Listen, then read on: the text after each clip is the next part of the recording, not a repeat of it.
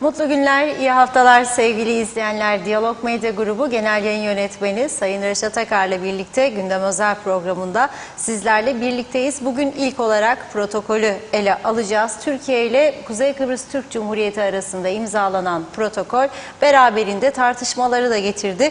Hükümet kanadında Başbakan Ünal Üstel reformları gerçekleştireceğiz derken muhalefet buna karşı çıkıyor. CTP Genel Başkanı Erürman buna izin vermeyeceğiz dedi. Halkın Partisi Genel Başkanı Kudret Özersay ise bu protokolde ciddi risklerin olduğunu iddia ediyor. Bir başka konumuzsa sık sık gündeme getirdiğimiz bir konu aslında bu. Sınır kapıları ile ilgili, orada yaşanan sıkıntılarla ilgili. Başbakan Ünal Üstel hafta sonu incelemelerde bulundu, kapıları ziyaret etti. Gereken önlemleri alınmasını bekliyoruz bizler de. Son olarak da Cumhuriyet Meclisi bugün toplanamadı. Gerekçe ise görüşülecek yasa olmadı. Evet, her zaman olduğu gibi hepsi ve daha fazlasıyla sizlerle birlikteyiz. Sizlerin de yorumlarını bekliyoruz. Evet Reşat Bey, merhaba. Merhabalar Funda Hanım. Herkese hayırlı günler, hayırlı haftalar dileyerek başlayalım. Evet, hafta sonuna damgasını vuran olay ne oldu? Ekonomik protokol. Resmi gazetede yayınlanınca nihayet ekonomik protokol. Bunun üzerine de sosyal medyada çok ilginç paylaşımlar oldu. Tabii protokolün tam metnini kaç kişinin okuduğu ve anladığı ayrı bir konu. O kadar uzun bir metin ki Diyalog Gazetesi'nde biz bunu her gün seri halinde yayınlamaya başladık. 2 tam sayfa günde çıkıyor. Ve sizler için de bugünkü program açısından önemli kısımlarını derlemeye çalıştık. Bu önemli kısımları sizlere aktarmak istiyoruz. Sizin de görüş ve önerileriniz tabii ki son derece önemlidir ama ilginç bir durum var. Bazı kesimler protokolün sadece belirli bölümlerini alıp onun üzerinde yorum yapıyor. Protokola tam destek verenler kendi işine gelenleri, protokola karşı çıkanlar ki sosyal medyada bunların sayısı çok daha fazla. Protokola destek verenler yani içinden düşünse bile doğrudur bunlar yapılmalı dese bile onlarda bir sindirilmişlik, bir korku var. Konuşamıyorlar. Şu saate kadar en keskin konuşan bir kişi varsa o da yeni Başbakan Ünal Üstel. O sadece konuştu. Ama öte taraftan konuşması gereken çok insanlar var, örgütler var, onlardan ses çıkmıyor. Mesela ekonomik örgütler, ticaret odası, sanayi odası, iş adamları, genç iş adamları, esnaf sanatkarlar iyice alıp okuyup ona göre uzmanların değerlendirmesi lazım. Mukayese yapmak lazım. Hatta Güney Kıbrıs'ta da mukayesesinin yapılması lazım. Sadece Türkiye ile değil. Sadece Türkiye ile değil, bize baskı, bize zorlama, işte Kıbrıs Türk'ün iradesini yok etme. Ne kadar doğrudur bu iddialar? Ne kadar içinde onlarla ilgili madde var? Ve neden bu protokoller hazırlanıyor? Neden biz bu protokollere ihtiyaç duyuyoruz? Bunları kimse sorgulamıyor. Türkiye'ye birikmiş yığınla borçlar, hibeler haricinde 16, 17, 18 milyar dolardan bahsediyorlar. Bu parayı biz nasıl ödeyeceğiz? Ödememiz gerekir mi, gerekmez mi? Yani hani onur falan filan diyoruz da bu onuru yerine getirmek için onurlu davranış sadece kapıp yemek mi? Borçluysan nasıl ödeyeceksin? Gerçekten bunlara bakmak lazım. Fakat bizde her meselede olduğu gibi ikiye bölünmüş bir toplum, bir taraf olduğu gibi karşı çıkıyor, iyi kısımlarını da almak yok. Çünkü belirli çevrelere iyi görünecek, onların desteği falan filan. Ama ülke nasıl kurtulacak tedbir alınmasa o yönde de görüş yok. Bir kesim ise biz bunu imzalayalım, kapalım parayı, işleri çözelim. İşraat yok. Ben şunu da söylüyorum, okuyacağım maddeleri ama bu acaba bu protokola mı ihtiyaç vardı? Tedbir almaları için bunca zaman bizi yönettiğini iddia edenlerin alabilecekleri çok önlem yok muydu? Mesela elektrik konusunda. Neden almadılar? Bu çok önemli bir sorudur. Neden almadılar? Çünkü herkesin bir taraflardan bir şeyleri dönüyor da onun için. Açık açık bunları kendi ihmallerimizi, kendi yanlışlarımızda konuşmamızın zamanı Gelmedi mi acaba? Ben bunu düşünüyorum. Şimdi önemli maddelere geçiyorum. Bir, en önemli, Kıptek'in mali yapısı güçlendirilecek diyor. Ne var bunda? Mali yapısı güçlendirilecek. Ve hedef koymuş. Hedef Haziran 2022, yani gelecek ayın sonu. Ne kadar?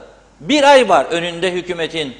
Bir ayda mali yapısını güçlendiremeyeceğini biz de biliyoruz. Ama bu protokol 59 günlük hükümet döneminde bizzat Sayın Faiz Sucuoğlu tarafından imzalandığı için bir aydan fazla bir süre de öyle boş geçmiştir. Hükümet düştü, istifa etti, yenisi kurulsun falan, güven oyu alsın.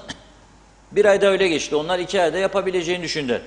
Kıp'taki mali yapısını güçlendirecek şekilde yeniden yapılandırılması ne demektir? Benim anladığım şekliyle kısmen özelleştirilmesidir veya özelleştirilmesi. Daha önce çok konuştu. Özelleşme dediler. Özelleşmeyi de şöyle yorumladılar. Gene şimdiki gibi Kıp'tek devam edecek ama mali konuları, tahsilat bölümü özelleştirilsin.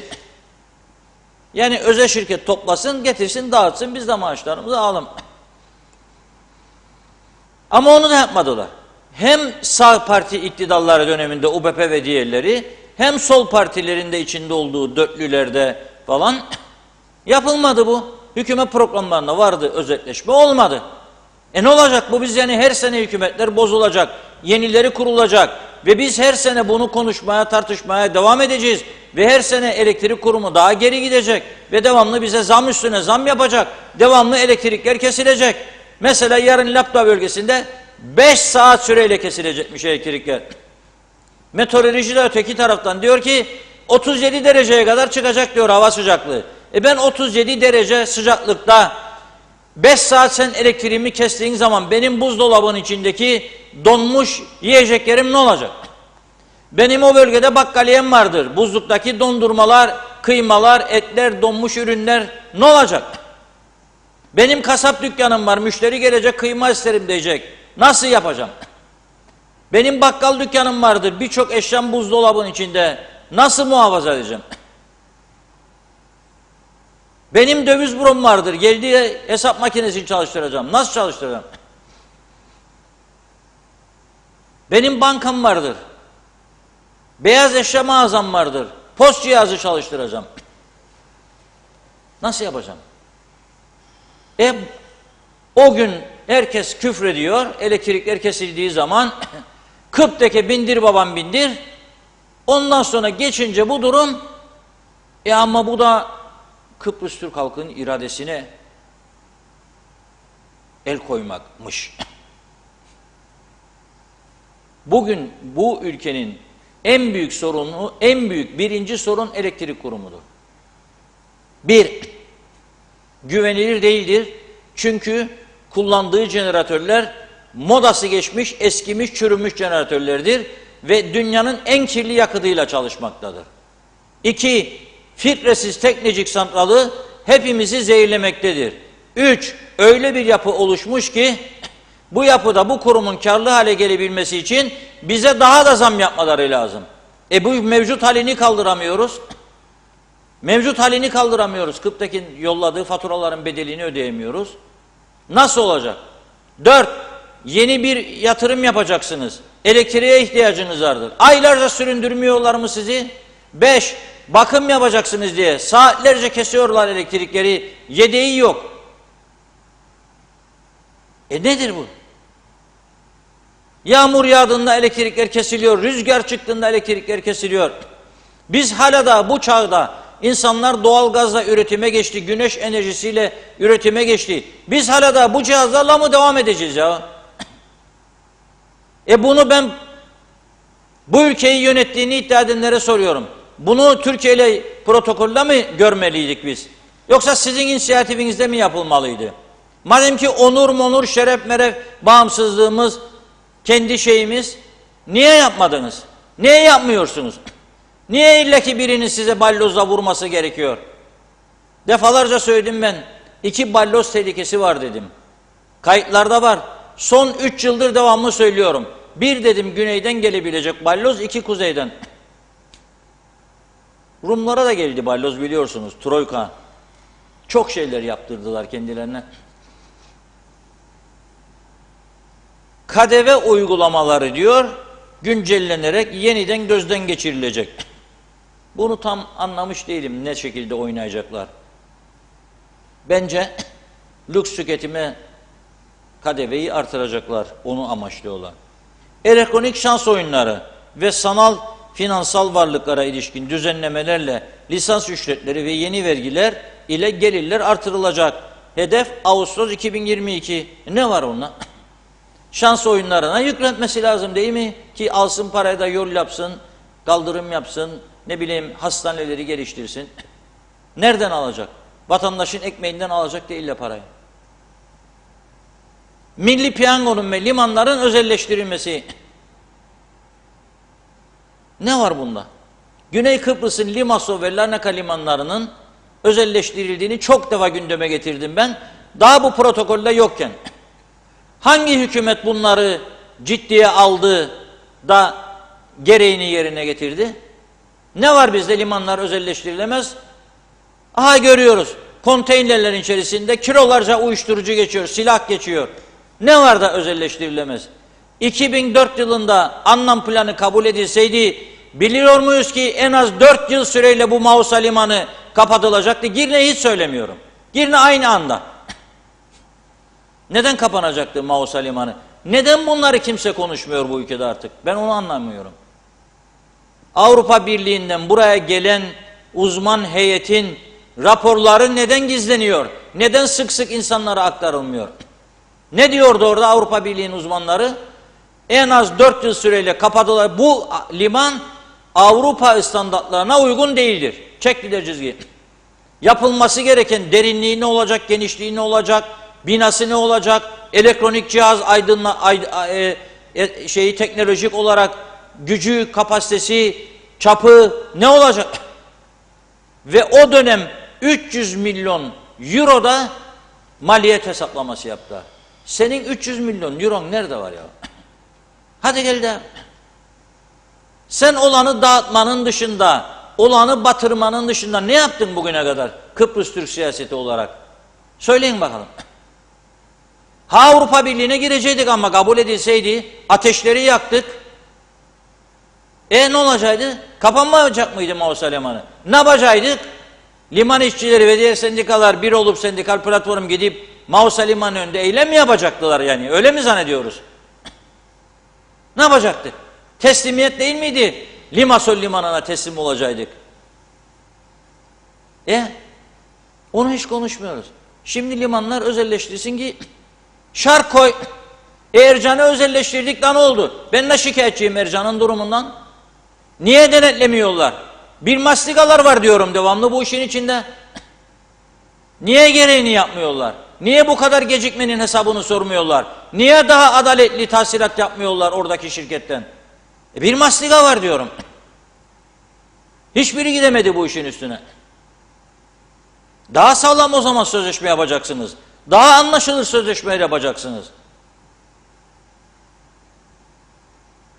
Daha ciddi adımlar atacaksınız. Belki çok kapsamlı yerel şirketlerin de içinde, büyük şirketlerin içinde olacağı bir oluşuma gideceksiniz. Fikir geliştirebilirsiniz.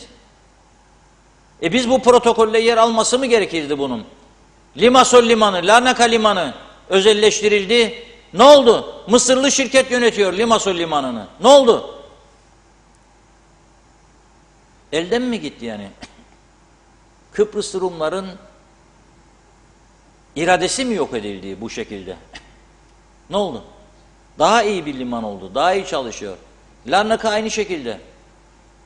Çok yok 2 ay içinde okudum buradan Rum basınında yazılanları ve Anastasiadis'in katıldığı törenin görüntülerini yayınladık.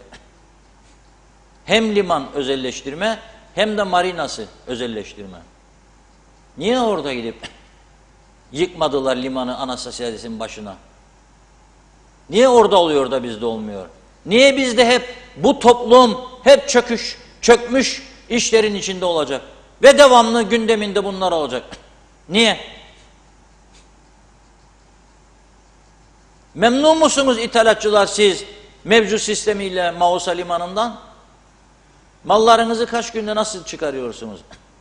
Ne kadar maliyetlere sizi mecbur ediyorlar? Memnun musunuz? Ha, bu protokolün içinde eleştirilecek maddeler var mı? Vardır. Gayet iyi bir üslupla eleştirilebilir. Onların temizlenmesi, ayıklanması istenebilir. Nitekim Ünal Bey çarşamba günü gidiyormuş. Diyebilir ki benim toplumumda bu maddeler için rahatsızlık var. Düzeltebilir.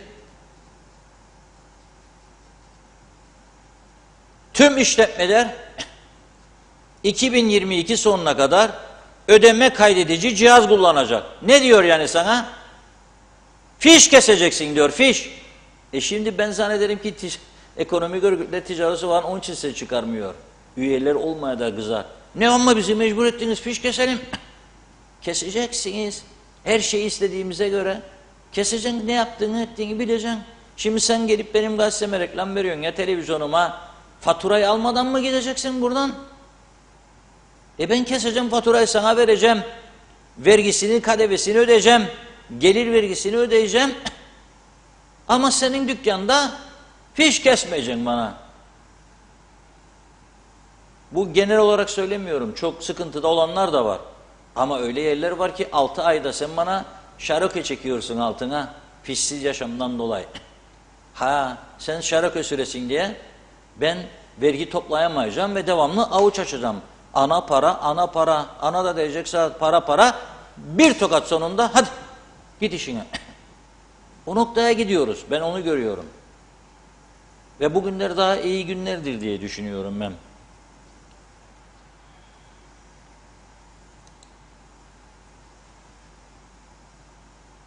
Zorunlu olmayan tüketim ile lüks tüketim ürünlerine yönelik vergiler vergi adaletine uygun bir şekilde güncellenecek. Lüks tüketime vergi gelmesi kimi rahatsız eder? Yüzme havuzu villa yapıyorsam ödeyeceğim. 500 bin, 700 bin, 800 bin pound ev yapıyorum. Garibanın ödediği vergiyle aynı mı ödeyeceğim? Bu susuz ülkede olacak farkı. Lüks araba alıyorsam ödeyeceğim. Ve daha benzeri.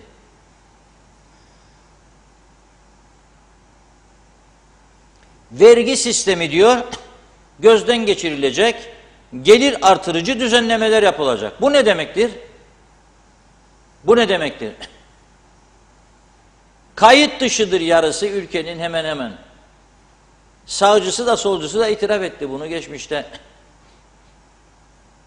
Kayıt altına al diyor, yani vergi gelirlerini artır diyor, vergileri artır. Kayıt altına almazsa nasıl yapacak bunu? %45 minimum kayıtsız ticari faaliyet vardır bu ülkede. İddia ederim. Hiç vergi kaydı olmayan ama çok güzel para kazananlar vardır. Kazanmaya devam etsin. Ama vergisini ödesin benim gibi. Yani ben sana göz kırpacağım, sen bana göz kırpacaksın. Birbirimizi idare ede ne kadar götürecek bu işi? Ne kadar idare edecek?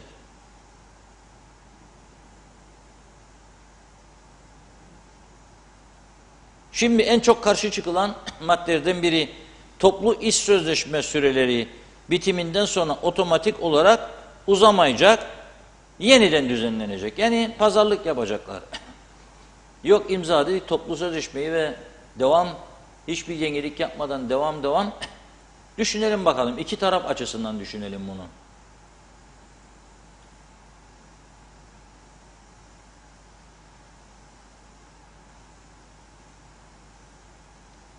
Yatırımların teşviki ve yatırım ortamının iyileştirilmesi çerçevesinde Türkiye vatandaşları için öngörülen asgari şirket sermayesi ve ortaklık payı gibi kısıtlamalar kaldırılacak.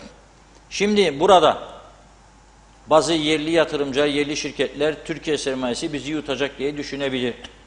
Bunu alsın ticaret odası, kendine göre haklı olan, haksız olan taraflarını otursun, konuşsun. Bunun detayına giremeyeceğim çünkü çok anladığım bir konu değildir. Otursun, konuşsun. Ama şunu da söyleyeyim. Mesela ben bugün İngiltere'ye gitsem, istediğim sermayeyi oraya götürsem, birisi bana engel olabilir mi? İstediğim şirketi alayım. Olamaz. Olamaz. Yani konuşsunlar aralarında diyorum. Türkiye vatandaşlarının KKTC'de gayrimenkul edinmelerindeki sınırlandırmalar yatırımı kolaylaştıracak şekilde iyileştirilecek. Demiyor herkes kesin cüzdan ev alsın bırak. Yatırım amaçlı olursa genişlet diyor çapını. Gene söylüyorum, İngiltere'de yaşayan Kıbrıs Türk vatandaşlarımız, yanlışysam düzeltsinler beni veya Avustralya'dakiler. Paran varsa ev alma sınırın veya iş yeri alma sınırın var mıdır İngiltere'de? Demokrasinin beşiği. Hay yani 10 tane 20 tane iş yeri aldığında İngiliz halkının iradesini yok mu ediyorsun? Efendim İngiltere büyük ülkedir. Onlar yatırımcılar azınlıktadır. Biz burada küçük toplumuk. Çok olursa çok olur, şu olur, bu olur. Onu da alsın ticaret odası eline. Otursun, konuşsunlar ekonomik uzmanlar falan. Karşılıklı baksınlar. KKTC genelinde sağlık sigorta sisteminin kurulması ve tüm nüfusu kapsayacak şekilde kapsamının genişletilmesi için sağlık sigortası planı hazırlanacak. Hedef 2022 Haziran, bir ay kaldı. Genel sağlık sigortası kimin zararınadır? Bizim karımızadır, benim karımadır. Hastaneye gittim, doktor bakmadı bana. Özele gidemeyeceğim. Niçin gidemeyeceğim? Zaten hastanede bana bakmayan doktor 11'den sonra özeldedir. Gideceğim oraya tak tak tak para ödeyeceğim. Varsa ödedim, yoksa hayır, yoksa ne olacak? Güney Kıbrıs'ta doktorun yazdığı reçeteyi istediğin eczaneye götürüyorsun, yok sağlık. Veriyorsun, ilacını alıyorsun, ondan parasını alıyor. Şimdi doktorları da yaptılar. Hastaneye gitmedin, özele gittin, ödüyor parasını çatır çatır. Bir anlaşma, bir rakam var. Lefkoşa 500 yataklı devlet hastanesinin yapımı tamamlanacak diyor. Hedef Ocak 2024. Yani 1,5 yıl var. 1,5 yıl içinde 500 yataklı hastane tamamlanacak diyor. İnşallah, bu çok önemli. Sendikal faaliyetler dışında sendikaların kuruluş amaçlarını aşan siyasi ideolojik faaliyette bulunmamalarına ve sendikal ayrımcılığı önlemeye yönelik mevzuat düzenlemeleri dahil gerekli tedbirler alınacak. Mayıs 2022. Şimdi buna sendikalar pür ateştir tabii. Şimdi mesela bu ne anlama geliyor? Ben buradan çok söyledim. Bu protokolü de ben yapmadım. Bir günde geç öğrendim hatta içeriğini. Diyor ki sen mesela bir sendika kurdun. Özürlülerin haklarını savunmak için. Senin ne işin var ya? Da elçiliğin önünde giden eylem meclisin önünde ya Cumhurbaşkanı'nın ya güneye geçen güneydeki eylemlere katılın. Ne ilgin vardır? Amacın senin o mudur? Siyaset yapma mıdır, yoksa üyelerinin hak ve menfaatleri için mücadele etmek midir? Böyle de bir durum var. Ben önemli maddelerini bu protokolün aktarmaya çalıştım sizlere. Din dersleri var. Şimdi bana diyecekler ki onu niye atladın? Atlamadım. Din konusunda Din İşleri Dairesi'ne yetki amaçlayan bir madde var. Ben onu geçen gün de söyledim burada. Cuma günü beni dinleyenler bilecek. Köşe yazımda da yazdım. Pazar günü çıkan yazımda. İşbirliği, iktisadi mali işbirliği protokolünde aslında eğitimle ilgili kısmı ben de anlamış dedim. Yani olması gerekmezdi orada. Din dersleri konusunda Eğitim Bakanlığı daha ciddi tedbirler alması gerekiyorsa alır. Kimseye de baskı bir unsuru da olacağını sanmam. Zorla dini faaliyetlere katılsın diye. Burada öyle bir şey asla gerçekleşmez zaten. Başında söylediğimi tekrarlıyorum. Sakıncalı görülen maddeleri oturulup görüşür. Burada yanlış nedir?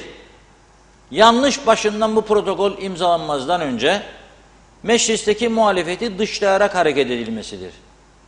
Başından onlarla da paylaşılabilirdi. Baktınız gördünüz ki uyum yoktur. Biz oturduk, görüştük, tartıştık.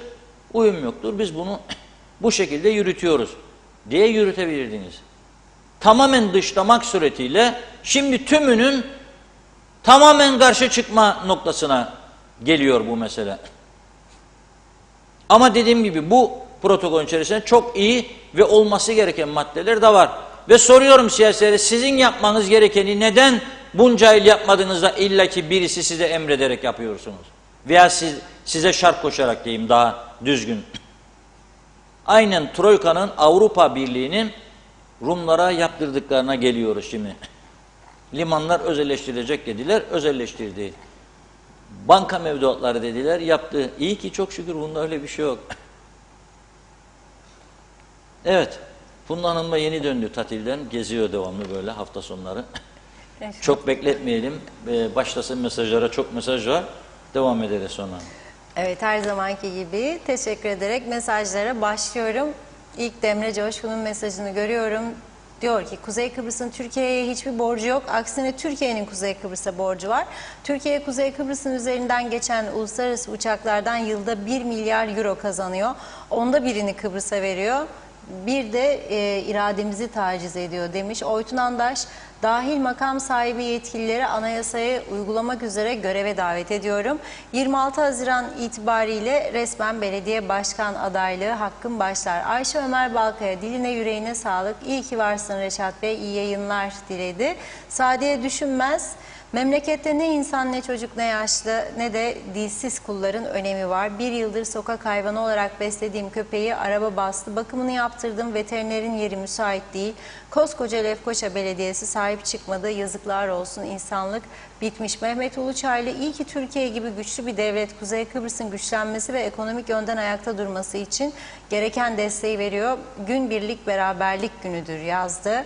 Mehmet Erol Muvalı iyi yayınlar diliyor. Tolgay Kurtoğlu da. Arif Koruoğlu, bir vali bizi idare eder. Bunlara boşuna maaş vermeyelim. Şenol Tatlıcıoğlu iyi yayınlar, selamlar. Erol Hasan da iyi yayınlar diliyor. Oytun Andaş, ya Allah ya Bismillah diye başlamış mesajına. İlk 100 günde gerçekleştireceklerimiz başkanlık sistemini parlamenter sisteme geçmesini sağlayarak belediye meclis yönetimini devredeceğiz. Müdürlüğü doktorlara devredip yaşlılara Avrupalı hizmetleri arttıracağız. Yaşlı bakım evi girişimlerini tamamlayarak ailece hoş vakit geçirebileceğiniz Hamitköy Hayvanat Bahçesi'nin temellerini atacağız. Dünyaya sesimizi tanıtmak adına radyo televizyon birimi kurup engelsiz Lefkoşa için ilk adımları atacağız. Tiyatro birimini devlete devrederek diğer belediyelere dağılımını sağlayacağız. Seyirlik sanatlar birimi oluşturup sosyal sorumluluk alanımızı genişleterek tüm dünyaya hizmet verebilmek adına girişimlerde bulunacağız. İkinci 100 günü yerinde planlayıp gerçekleştireceğiz inşallah. Ahmet Halil iyi yayınlar diledi. Mehmet İnancı da hoş vakitler değerli dostlarım. Sağlıklı bir hafta sonu olsun tüm Diyalog ailesine. Evet, bakıyorum. Mehmet Sıddık Vural, ağzına sağlık. Bunlar Rum'a teslim olmak istiyor. Tek dertleri Türkiye düşmanlığı yapmak. Demre Coşkun, devlet zenginden servet vergisi alarak rahat rahat limanları ve turizmi gerçekleştirebilir. Ama yok, hiç olur mu, zenginlere dokunmayalım. Beceriksiz yöneticiler yüzünden her şey özelleşsin yazmış. Evet, Mehmet Sıddık Vural, abicim dertleri liman değil diyor, protokol değil. Tek dertleri Türkiye, tek dertleri Türkiye'nin buradan gitmesi. Sadece Yunan Rum tezlerini savunuyorlar.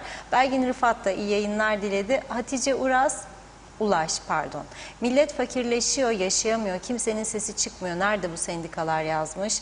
Musa Gökçen, 74'teki durumdan daha geriye götürdüler limanı. Erol Hasan, Avustralya'dan selamlarını yollamış. İyi yayınlar diliyor. Teşekkür ediyoruz. Mehmet Uluçaylı, Türkiye bize karşı artık Baktı ki parayı verir iş yapan yok. Şimdi görüyorum altyapı, kanalizasyon bütün işleri Türkiye tarafından yapılıyor. Manisa'da Salamis yolunu belediye 4 yıl önce kazdı. Daha aynı şekilde duruyor. Mehmet Nevin Kırgız, Reşat Bey neden bir parti kurmuyorsunuz? Kurunuz. İlk seçimde hükümettesiniz. O zaman bu dediklerinizi yapar düzgüne çıkarız. Başaracağınıza da inanıyorum. İyi yayınlar dilerim demiş. Mehmet Sıddık, araç kayda gidip paranla devir yapamıyorsun. Yazın 2-3 saat çalışan bir ülke neyin derdindesiniz? Erol Topçu hayırlı yayınlar diledi. Nazime Nalbant da Londra'dan herkese selamlarını yolluyor. Haftanın ilk gününde iyi haberleri inşallah duyarız. Zorlu günler günden güne iyi gideceğini gider diyor. Neden daha çok sorunlu haberler duyuyoruz diyor. Duydukça da üzülüyoruz. Hani elektrikler artık sorun olmayacak denmişti. Halka söylüyorsunuz ama bakın diyor ne söylersiniz bir türlü hiçbir şey yapmadınız. Hiç her şey sözde mi kalacak? Denetimler çok sıkı olacakmış. Kimse istediği gibi fiyatı kafasına göre koymayacakmış. Hadi yapınız da görelim. Her şey gizlilik içinde yürütmek istiyorsunuz ama diyor bu da ne yazık ki olmuyor. İnşallah maşallah demeden böyle olmaz. Olacağını da ne demek istedim? Yani garantiye alsınlar diyor sorunları. Halkı düşünmediler sonunun ne olacağını. Bu hükümet halkı nasıl idare edecek demiş. Evet Nazmi Hanım. Evet Demre Coşkun doğrudur ben klima işi yapıyorum diyor. Piyasada yüzlerce kayıt dışı teknik servis vardır. Polis şirket araçlarını durdurup ehliyet sorarken şirket kayıt belgesi ve vergi yükümlülük belgesi de sormalı. İsmet Ezer fatura cız demiş, vergi de cız. Z ile söyledim İsmet Bey. Mehmet Uluçaylı İskele Belediyesi 5 yıl oldu. Köylerde ve Long Beach'te yolları kazıp su hattı döşedi. Kazılmış yerler aynı şekilde duruyor. Bu yerleri kimin yapmasını bekliyoruz? Mehmet Şenler kolay gelsin yazdı. Zeynep Toros, Funda Hanım, Reşat Bey iyi yayınlar diliyorum. Hepimizin sesi oluyorsunuz. Teşekkür ederiz. İyi ki varsınız. Arif Mustafa Cüce de iyi yayınlar diliyor. Belgin Rıfat keşke öyle bir şey olsa. Belki de Kuzey Kıbrıs halkının kendine gelmesi için bu dışa bağımlılıktan kurtulup kendi ayaklarının üzerinde durması gerekiyor. Ülkeye KDV geldiğinde fiş zorunluluğu da birlikte gelmişti. Yıllar ve çok uzun yıllar önce o zaman vergi dairesine dolaşıp kontrol yaparlardı. Hatta çalışma dairesinden gelip kontrol edenler vardı. Şimdi tabii böyle bir kontrol mekanizması olmadığı için demiş herkes ne fiş ne vergi ne de sorumluluk hissediyor. Zenginler uçtu. Orta halli halk maalesef borç içinde. Çünkü bir lüks ve son moda alışkanlığı var. İyi olur. Türkiye bize mali yardımlarını minimuma indirirse çok iyi olur. Devlet bütçesi demek maaşlar olmamalı. Tülay Önal İyi yayınlar, iyi ki varsınız demiş. Gürkan Giritli de iyi yayınlar diliyor. Evet, Abey Hüseyin, vatandaşlık kolaylaştırılacakmış, dini siyasete katıyorlar demiş. Tatar'a hoşnutsuz davranmak da suç olacak. Mine Atlı'yı bugün mahkemeye çektiler. İfade özgürlüğünü, insan haklarını kullandığı için. Bülent Küçükgirne yeni çember olan Doktor Fazıl Küçük çemberini geçtikten sonra yani yokuşu tırmanırken tam sağ tarafta büyük kocaman bir trafik tabelası bulunmakta. Bu trafik tabelasının alt bölümü büyük ağaç dallarıyla kaplanmış. Zeminden biraz aşağıda olduğu için de ana yoldan diyor tam olarak görünmemektedir. Eğer bu ağaç dallarını budayacak, kesecek bir iki kişi bulursak çok güzel ve çok iyi olacaktır. Saygılarımla. Emine Kara Mehmet selamlar. Size mahalle bakkallarına gelip hiç denetleme yok diyor. Ne fiş verme var. Üstelik çok da farklı fiyattan veriyorlar.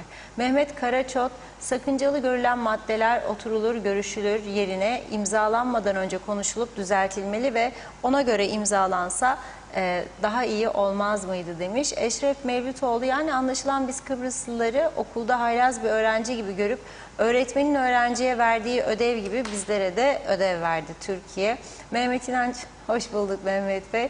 Abey Hüseyin 250 bin taşınan nüfusun Kıbrıs topraklarını kullanma kirasını maliyetini kim ödeyecek Kıbrıslı vatandaşlara? Fikret İpekçioğlu da diyor ki gerçekten de usandırdılar yeter diyecek birileri çıkmayacak mı? Mustafa Özcan'ın yayınlar dilemiş. Kamil Özalmış akaryakıt bu akşam zamlı olarak yürürlüğe giriyor dedi. Onur Oyak'ta bunlar daha iyi günlerimiz. Nazime Nalbant, Londra'da paranı istediğin yere yatırabilirsin, katkı koyacaksın diye sana teşekkür ederler. Reşat Bey, bir de derler Londra'da halkın şikayetleri var. Tabii ki her memlekette olur sıkıntılar ama halkının zor olan durumlarda yardımcı oluyor. 100 sterlin haftada veriyor. Ev kirasına da destek çıkıyormuş. İşletmeye de bakmaz, öder diyor. Aç kalmaz. Halkı bir de memlekette eğer seni vatandaşınız orada bırakacak, bir de bırakmaz diyor. Allah zor günde kimseyi bırakmasın. Saygılarımla mutlu akşamlar. Demre Coşkun, Kuzey Kıbrıs'ın Türkiye'ye hiçbir borcu yoktur. Evet, bu mesajı okudum. İkinci kez göndermişsiniz. Mehmet İnancı, Reşat Bey, bu ülke enkaz haline döndü. Başkanlık sistemi elzemdir. Siz de hazırlığa başlamalısınız. Hayırlı yayınlar. Sayar Aker, siyasete yorgun düştük. Zehra Sencer, Karpaz'dan sevgilerimle diyor. Süpersiniz. Çok teşekkür ediyoruz. Vedat Alagöz, bizim memlekette maalesef ister iyi ister kötü olsun her şeye itiraz eden bir toplumumuz. Genelimiz öyle. Şimdiye kadar neyi becerdik, itiraz ediyoruz, bekliyoruz. Görelim, her şeye itiraz etmeyelim, saygılar sunuyorum dedi. Bir iki mesaj okuyup ara verme vakti. Sayar Aker, Londra'da kar yağsa biz Kıbrıs'ta üşürüz demiş. Evet, Abi Hüseyin, Kıbrıs Türk'ünün Türkiye'ye ihtiyacı yoktur diyor. Kıbrıslı'nın geleceği Avrupa Birliği'dir. Erbay Aktu'da hayırlı yayınlar. Cumali Avşar'da. Sibel Yemenicioğlu'nu da okuyup ara vereyim. Sattığınız bir taşınmazın vergi borcunu ödemeyen alıcı nedir? Reşat Bey, zengin devleti çalarak zengin olduğu müddetçe bu ülke Türkiye'ye muhtaç yaşar, duramaz ayakları üzerinde dedi. Devam edeceğim. Şimdilik ara veriyoruz. Evet Reşat Bey, buyurun.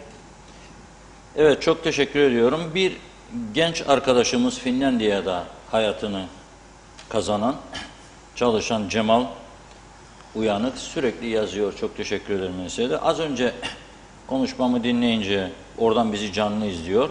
Şimdi beni de duyuyordu. Şöyle diyor. Finlandiya'da her şey özelleştirilmiştir. Araba, muayene dahil hepsi. Sadece diyor okullar ve hastaneler hükümetindir diyor. Şimdi biz burada dünyada benzeri kalmamış devletçilik uygulamasını her alanda sürdürmek istiyoruz. Limanlar devletindir, stratejik önemi vardır, dokunulmazdır.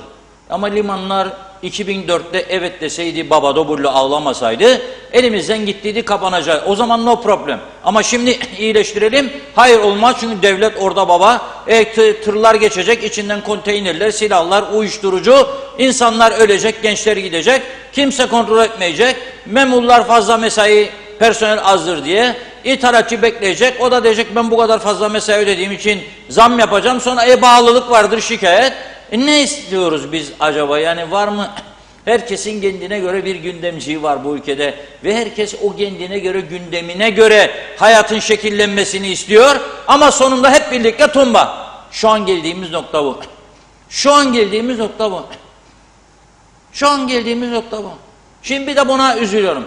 Türkiye bize kira ödemesi lazımmış. Burada bu topraklarımızı kullanıyor diye. Kimin topraklarını kullanıyor? Kimin? O bazıları işgalci diye suçladı şu.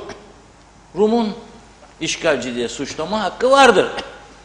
Çünkü Rum'un topraklarıdır. Nereden bizim oldu ya? O da böyle konuşuyoruz ama. Nereden bulduyduk? Kuzeydeki bütün toprakların %6'sı bile değil bizim. Nereden bulduk da şimdi kira da alalım ayrıca. Yani 20 milyar dolar hibelerin dışında kira da alalım. Bu kadar zaman maaşlar ödendi, eksildik verdi, 13'ler oynayıyorken biz 13 verdik, ödedi. Efendime söyleyeyim hastaneler, orada tedaviler, her şey, eğitimler, bedava üniversiteler falan filan devam versin. Tabii yol, inekler hastalandı, aşı ister, kuraklık oldu, çiftçi para ister, gönder. Yolların bak gel işgalcisin burada onda. Yok ya, o sana der yarın al da başına çal. Ne olacak o zaman? Ne olacak? Bakın ben yalan konuşmayı sevmem. İsteyen istediğini söylesin. Hiç kimsenin de sözcüsü değilim, olmam da. Ben zaten bu ülkede yetkili bir adam olsam ben gidip avuç açmazdım. Bu ülkede o kadar kaynak vardır ki hiç bu protokollere gerek duymazdım. O kadar kaynağı harcadınız siz. 200 bin Rum'un terk ettiği yerler ve şimdi bana laf cambazlığı, fatura kesmeyene hesap sormayacağım. Ya o 30 tane 40 tane mali müşavirle bir toplantı yapsam ertesi günü bu ülkenin vergi gelirleri 4 misli artacak. Yok 2 misli. İddia ederim. Çağırayım 30 tane mali müşaviri, şu büyük şirketleri falan filan tutarlar. Gelin oturalım konuşalım bakalım. Böyle gitmez bu iş. Yoksa peşinize düşerim deyin bakayım ne olacak. Ne olacak? Soruyorum size ne olacak? Ha ben Bodrum mahkumuyum diye beni yakalayacaksın. Eleştirirsem de bana resen takdir yollayacaksın, seni eleştiririm, susturmak isteyeceksin beni. Doğruları kimse konuşmayacak. Hiç kimse ülkenin düzelmesi yönünde fikir beyan etmeyecek. Ederse de sana dokunursa o kısmı bana vuracaksın. Yolsuzluk, ihale yolsuzluğu, vurgunlar, hiç hesaplar sorulmayacak. Mesele yok diye dosyalar kapatılacak. Ne vurgun dosyaları vardı savcılıkta ve poliste biliyor musunuz? Ne vurgun dosyaları var orada. Namuslu bir yönetim gelmesini istemiyor ama halkın çoğunluğu burada bakıyorum ben. Herkes bir taraftan bir şeyden korktuğu için önemli bir çoğunluk namuslu bir düzen istemiyor burada. Aman bana da dokunursa diye korku var. Kimisi aman benim 13 durursa, kimisi aman beni vergiye korsa 25, 20-25'in üstünde alacaksın. Koyacağım 6.000 lira alan adam orada açlıktan ölecek. Ben ona habire zam üstüne zam, ekmeğine, sütüne, yumurtasına, ama sana bu tarafta 25-25 iki kişi aynı evde 50.000 vereceğim. Neymiş 30 sene 20 sene evvel birbirinizi idare etme düzeni çerçevesinde emekli bağlamışım sana. Yahu 80'e 90'a kadar Allah'ım yaşa ama ben sana 50 vereceğim. Ötekine üniversiteyi bitirdi 6.000 veremeyeceğim. Ondan sonra bu düzenin adı düzen olacak. Yok bu düzen başka da söyler ama yayın yasaklarına girer. Ne düzen olduğunu siz düşünebilirsiniz. Ama her şeyin bir sonu vardır. Sonu gelmiştir diye görüyorum ben. Ben 2 günlük yazı yazdım. Okumayanlar girsin. Diyaloggazetesi.com benim sütunuma girsinler. Çok yok. Son 2 hafta içinde yazdım. Oyun bitmiştir be çocuklar diye başlıklı 2 gün yazı yazdım. Bitmiştir bu oyun aslında. Uzatmaları oynuyoruz. Bitmiştir. Biz bitirdik ama bu oyunu. Biz istedik böyle olsun. Mesela benim kaşlar çok şükür siyahtır. Boyama yapmam yani, gerek yok tabii daha. 20 sene sonra inşallah. Yaparım o zaman. Sorun değil. Ya bir şey söyleyeceğim. Şimdi yani benim kaşımı beğenmiyorsun sen diye veya ben birkaç defa seni eleştirdim diye iktidara geldin. Ve ben geldim sana diyorum ki işte böyle bir yatırım projem var. Param da burada. Yerim de burada. Ona isterim. Eğer istemezse olsun o iş, onun kaşlar oynamaya başlar. Bir bakalım der. Ne zaman? Biz size haber vereceğiz. Sonra konuşur yandaşlarıyla. Ne ama bunu hatırlaman bize ne yaptı? İlk yaptıkları iş ne olur biliyor musunuz? Ne olur? Karşılaşan vardır mutlaka bu sorunlarla. Biz savcılığa soracağız derler. 100 kişiye 1000 kişiye yaptın bu işi, savcılığa sormadın da bana gelince mi savcılık? Ben doğru dürüst iş yapmak isterim. Beni al vergi kontrolüne de denetimine de. Bana sen diyeceksin savcılığa. Savcılığa sordu mu? Bak da bizim savcı baksın buna. Kusura bakmasın savcılar, ben çok gördüm, onun için söylerim, rahatım. Yolsuzluk dosyalarının birçoğunun kopyaları var bende. Biriktirdim, hepsi duruyor. Başka bir ülkede olsaydı neler olurdu, neler. Açık suçlar var içinde, görmezden geldi savcılık makamı ve mesele yok diye kapattı bunu. Yazsın bir olumsuz görüşte devletin çıkarlarına uygun değildir bu dediği anda üst düzeyde biri, bakanına bakmayan, hemen savcılıktan görüş gelir. Anayasanın yasanın bilmem ne maddesine değiştirin yasayı. Siz çıkardınız o yasayı. Hangi bilgiyle çıkardınız o yasayı? Hangi kültürle? Hangi dünya görgüsüyle yahu? Kendi kafanıza göre bir dünya çizdiniz buraya ve kendi kendinizi bu şekilde yönettiğinizi zannedersiniz. Onun için mahvolduk. Vergi toplamaya geline sıra yapar, gitme. Der, git. Ne için? Senden değil, yandaş değil diye. Ona ceza, ötekine bizdendir o. Her iktidar değişiminde bunlar oldu. Ben çok yol göstermeye çalıştım aklımın kestiği kadarıyla. Sağına da soluna da. Hiçbiri olmadı, yapmadılar ama.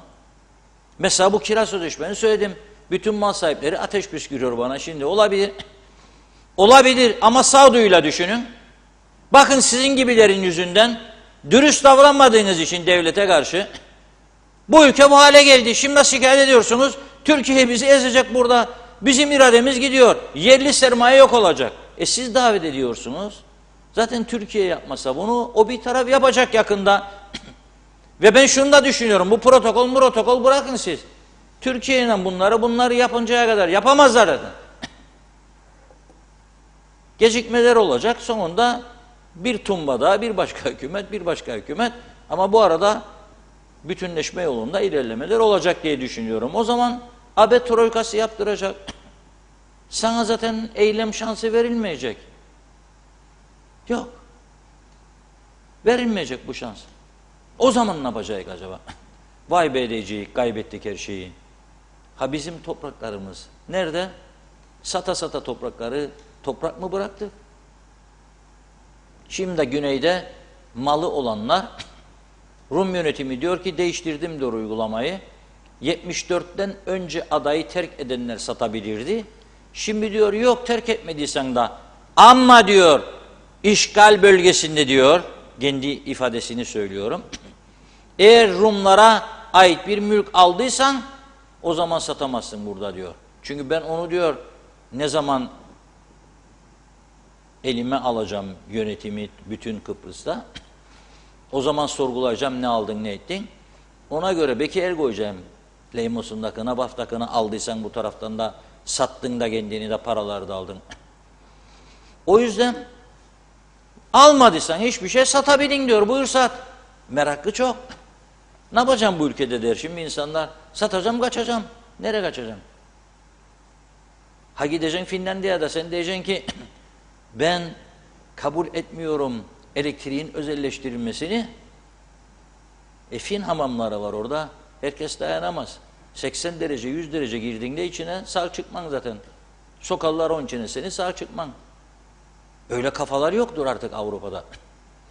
Ama biz de onu yaptırmayık, bunu yaptırmayık uğruk. Bütün politikacılar da korktukları için birçok şeyler var, meseleler var. Hep geri adım attılar bugüne kadar. Ne için attınız? Ben mi şey edeceğim memleketi falan filan. Türkiye derler, tabii efendim derler. Bu taraftan gelirler. Ama ben mi kurtaracağım ya? Bana ne ya? 3 günlük bakar oldum ba şimdi gideceğim. Kötü olayım falandan. Öyle diye bizi yok etme noktasına getirdiniz. Kusura bakmayın. Tüm kesimler için söylüyorum. Avuç açar duruma getirdiniz. 3 kuruşa muhtaç duruma geldik. İhalelerde neler döndürdük, ne numaralar. Adam dedi, yok dedi ben ihaleye çıkacağım artık dedi. Sana para vermem. Ben getireceğim, yaptıracağım. Ha getirdiği de numara var mı yok mu o beni ilgilendirmez. Parayı kim ise veren düdüğü de o çalar. Sen yap yolunu o zaman topla vergiyi yap. Niye ondan istiyorsun sen ya? Sen bağımsız bir devlet değil misin? Bak bayrağın da var.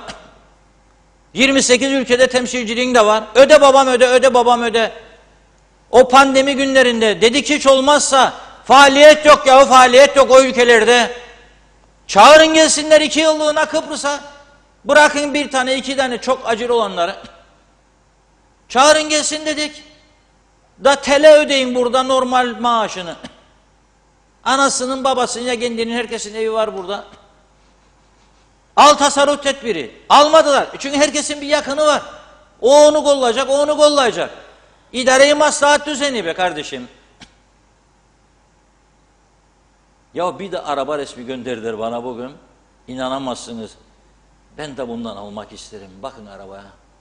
Biraz zoom yapar mısınız? Plakayı okuyamıyorum. Nedir ya plaka? Bakar mısınız bu plakaya lütfen? Değerli izleyiciler, sevgili vatandaşlar. RHA yazar galiba. Reşad'ın resi tamam da H'yi anlamadık.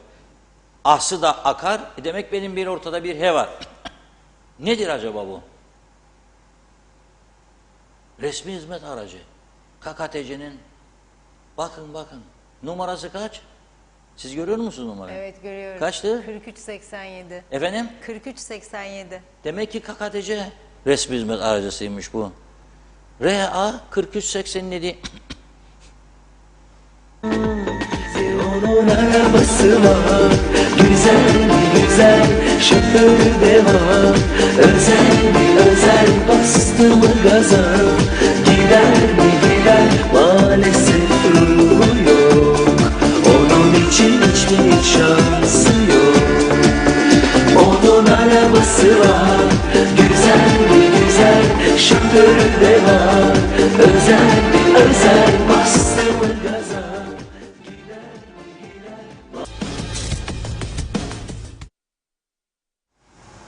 Evet, onun arabası var, güzel mi güzel. KKTC devletinin ne arabaları var görüyorsunuz değil mi? Bakan değil ha. Bu bakmayanlardan birinin arabası. Ya ben burada 2009 Kıbrıs Gazetesi'nde başladım yazmaya ve söylemeye. 2022'de 13 yıldır şimdiki Cumhurbaşkanımız Maliye Bakanı olduğunda televizyon programı yaptım yenisi de rica ettim canlı yayında. Dedim ki satın yahu dedim, satın dedim. Para istersiniz. Bir bakalım bu işe dedi. Daha bakamadı sağ olsun. Başbakan da oldu, şimdi Cumhurbaşkanı. Yahu satın kurtulun diye bağırıyorum burada. Yoktur benzeri diyorum. Türkiye'de olabilir, beni ilgilendirmez. Ben sana örnek gösteriyorum. Avrupa ülkesi diğer tarafta. Bakanlarım var, hastanelerim var, polisim var, itfaiyenim var. O kadar. Yoktur başka, yasaktır. Daire müdürleri, müsteşarlar kendi arabalarıyla gider gelir. Bunlar azalacağına her geçen gün daha lüks araba. Her geçen gün daha lüks araba. İnanılır gibi değil. Üstelik bu Jaguar. Hangi makam sahibi indir acaba? Gerçekten çok merak ediyorum. Çünkü Jaguar kraliçenin kullandığı arabadır ha. İngiltere kraliçesi Elizabeth'in arabasıdır. Aman Allah'ım.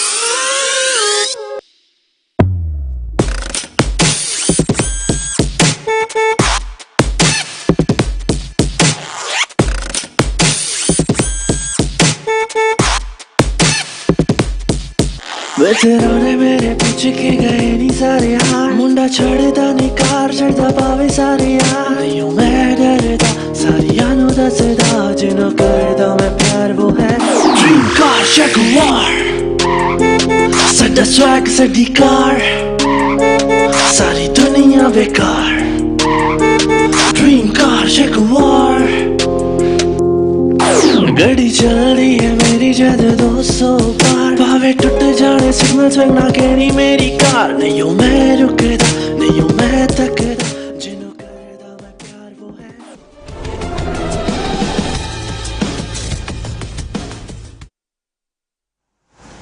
Evet, tabii Jaguar reklamı da yapmış olduk. Şimdi Jaguar şirketine mesaj gönderiyorum buradan. Bari biraz reklam desteği versin Diyalog TV'ye. Bedava reklam yaptık. Ama ben reklam için vermedim bunu. Görünce gerçekten dedim bravo be. Şimdi bakıyorum bazı yazan izleyiciler var. Gümrükte kalan arabalardan olmasın diyor. Gümrükte kaldıysan oldu. Ne satmadı kendini? Ne çıkarmadı çıkartırmaya satsın? Ne satmadı buradaki galericisine? Ne demek? Ha gümrükte kaldı kullanalım onu da. 10 bin olsun, 15 bin olsun, 20 bin olsun. Bütün memurların altına birer tane devlet arabası verin. Benzini de koyun. Ruhsatı da sigortası da özel arabaları kullanmasınlar. Ne demek? Ya en basit hesabı yapmaya davet ediyorum bütün halkı. 1000 tanesinde eksildeyim. 4000 tane. 4000 tane araç günlük yakıt parasını en basitinden hesaplayın 150 liradan koyun. Ruhsat parası, sigorta parası, tamirat parası. Tamire gittiği zaman ne kadar gerçektir fatura? Devlettir bu öder der. Ya devlet bana 6 ayda ancak ödedi parayı, geçen de yükleyeceğim ben ne der? Faizini de, isterliğini der 30'dan hesaplayacağım der. Bu arada 20'yi geçti isterlim bugün, gözünüz aydın. Hamdolsun 20'yi geçti sterling. Yandık demektir. Habire mallara şimdi zam. İşte bu lüks tüketimden vazgeçersen hiç olmazsa üretimi teşvik edersin. Daha ucuz üretim. Bu Ukrayna savaşı yüzünden bütün dünya uyarı üstüne uyarı veriyor. Mısır sorunu yaşanacak. Altın kadar değerli olacak diyor. Buğday ekimi, arpa ekimi, mısır ekimi. Bunları teşvik edecek plan projeler yapması lazım. Nerede? Nerede? Göletler kurudu, kimin umurunda? Karayolları dairesi var, iş yapmaz. Su dairesi var, iş yapmaz, overtime öder. Posta dairesi var, gelmiyor postacı. Lefkoşa'dan postaya ver, Lefkoşa'ya 15 gün. Mausa'dan Lefkoşa'ya 25 gün.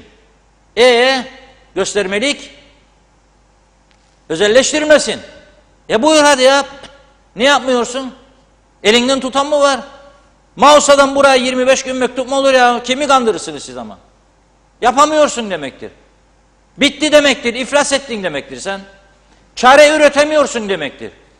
Devlet piyangosu. Yahu kaç tane iddialar atıldı ortaya, ne numaralar döndü. Kaç yıldır o piyangoların içinde. İddia ederim, özelleştirilsin 10 kat artar gelirleri piyangonun. Hele bir de güvenilir şirket alırsa. Kusura bakmayın, ben almıyorum devlet piyangosu. Güvenmiyorum. Kaç defa ertelendi? Kaç ülkede gördük ya piyango, devlet piyangosunun ertelendiğini, bu ülkede yaşadık bunları. Kimi kandırırsınız? Her hükümet değiştiğinde yönetim kurulunun müdürünü değişen siz değil misiniz? Bu kafayla senin koyduğun adama ben ne bileyim ben siyasi yapısını, ekonomik bilgisini, hangi ülkede bu işlerle uğraştı? Ne deneyimi vardır? Ne başarısı vardır? Nereden bileceğim ben bunu? Ha sen aldın onu da rozetin falan arkadaşları da sonra sen telefonu kaldırdığında tamam bakanım diyecek sana. Da böyle ekonomik kurulu işleyeceksiniz bana ha? Kim kimi kandırıyor ama? Ya 40 yıldır yeter kandık gittik bugünlere. Aslında kanmadık. Ama sessiz kaldık da gittik.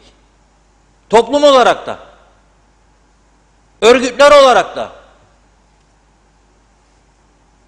Olacak iş değil. Yarım milyon günde iddia ederim.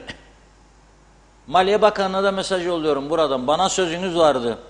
Resmi hizmet araçlarının günlük yakıt gideri, aylık yakıt gideri, yıllık ruhsat, sigorta, bakım onarım giderlerini verecektiniz bana. Hala vermediniz. Bu konuyu 2009'dan beri götüren tek kişiyim. 2009'dan beri hiç ara vermedim. Ve devam edeceğim. Daha önce söyledim. Güney Kıbrıs'a sınır kapıları açılmazdan önce 2003'ten önce Rum siyasi parti liderlerinden randevu aldığımızda Letra Palas Barikatı'ndan yürüyerek geçip öyle giderdik. Ve kapıda bizi Rum Enformasyon Dairesi'nin bir yetkilisi karşılardı. Bir defasında aracına bindiğim adam PIO, Public Information Office, Rum Enformasyon Dairesi'nin Foreign Press Section, yabancı gazeteciler bölümünün sorumlusuydu, amiriydi. Adamın aracına girdim, kapıyı kapatırken çektiğimde kapının sapı elimde kaldı. Dedim, hacı yani senin kapının sapı dedim benim elde kaldı. Dedi bak kusura bakma ben fakir adamım dedi. Ne dedim bu devletin değil mi? Yok dedi benim arabam. Bir memur dedi daha iyi araba nasıl alacak ya o dedi. Benim arabam. Ben fakir adamım dedi. Yani sen buraya beni almaya geldin götüreceksin oraya buraya. Evet dedi. Ve açtı çekmeceyi çıkardı bana. Yolluk formunu gösterdi. Hareket ettiğinde arabası kaç milde, gittiğinde kaç milde. Amir onu alır, müdür, daire müdürü. Ona göre belirlenmiş, devletin belirlediği rakamlar var. İşte her mil başına, kilometre başına şu kadar diye bakar mesela 8 mil mi gezmiş, 8 kilometre. O 8 kilometre neyse fiyat çarpar onunla, onu ekstra ödeme olarak aylık çıkarırlar ve ödenir. Şimdi bizde sanki burası Brunei Sultanlığı'dır. Alıştırdık herkes altında resmi aracı. Sayın Bakanım gideyim bir bakayım teftiş edeyim falan, gider müdür. O biri der sayın müdürüm der. İznin varsa bir yarım saatçik gideyim, bir şey vardı alacaktım da geleyim Girne'den. Yakmayayım şimdi benim benzin araba falan. Gidip Girne alıp geleyim. Hadi git ya, çünkü o kendi işini yaptırdığı için gebedir ona. O kendi işini yaptığı için de tamam hadi git da ben görmedim ha seni hadi. Kim öder bunu? Biz ödüyoruz. Sonra kanser hastana ilaç yok. Nasıl olacak? Bütçesinin %80'ini maaşlara harcayan bir yönetim nasıl geri kalanından? Geri kalan %20'yi de bunlara harcar. Benzindir, tamirattır, sigortadır, yok bilmem izaz ikramdır, yeme içmelerdir, maturalar. Fazla mesailer, şunlar bunlar. Ne oldu? Nasıl ülke kalkındıracaksınız bana? Yol nerede? Su nerede? Gölet nerede? Elektrik nerede? Hiçbir şey yok. Türkiye versin bize. O da sana dedi, 40 yıldır oynuyorsun benim be Muhammed. Yapma be Mahmut bunu. Yapan atan çöpe, yapan atan. Ne yapalım, biz yapacaktık da ömrümüz yetmeydi. İşte ortağımız böyle şey çıktıydı falan filan. Kendi kendinizi kandırmaktan başka bir şey yapmadınız. Daha doğrusu kendileriyle birlikte bizi de kandırdılar, oyaladılar. Biz de bu düzen böyle geldi. Kimse değiştiremez. Boşver. Her seçim gittik verdik. Kuzular, kurbanlar kesildi. Yemeler, içmeler seçim öncesinde. Gene son dakika tamam ya bizim parti gene söz verdi, kızı da alacaklar işe. Nesten bu işten. Söz verdi, kuraklık parası falan filan ekmediğim halde idare edecek beni. Falan işte çocuklara şehit arsası şu bu falan filan. Şimdi bitti ama. Finish. Yoktur. Evet, biraz daha mesaj devam edelim mi? Tabii ki. Çok var mı yoksa az mı? Var, olmaz mı? Selam söyleyin benden de. Hızlıca başlıyorum yine. Belgin Rıfat'ta kalmıştım yanlış hatırlamıyorsam. Kıbrıs okullarında okunacak müfredat tamamen Kıbrıs Milli Eğitim Bakanlığı'nın kontrolünde olması gerekir. Kıbrıs'ta dini bir baskı haline getirmek yanlıştır. Elhamdülillah Müslümanız ama biz öyle başımızı kapatıp dolaşan insanlar olamayız. İstanbul'da kara çarşafa doladılar diyor. Ama Kıbrıs'ta bu olmaz. Annem anneannem kara çarşaf giyerdi. Benim demiş. 74'te kaçak yollarla Lefkoşa'ya geçmek için çıkarmışlardı. Ondan sonra giymediler. Evde yemenisi, dışarıda eşarbını bağladı ama tekrar çarşaf kullanmadı ve kimse kimsenin dini seçimine ya da nasıl uygulayacağına karışamaz. Onur Oyak, dünyanın hiçbir yerinde diyor bu kadar sorunlu memleket tarihinde görülmedi.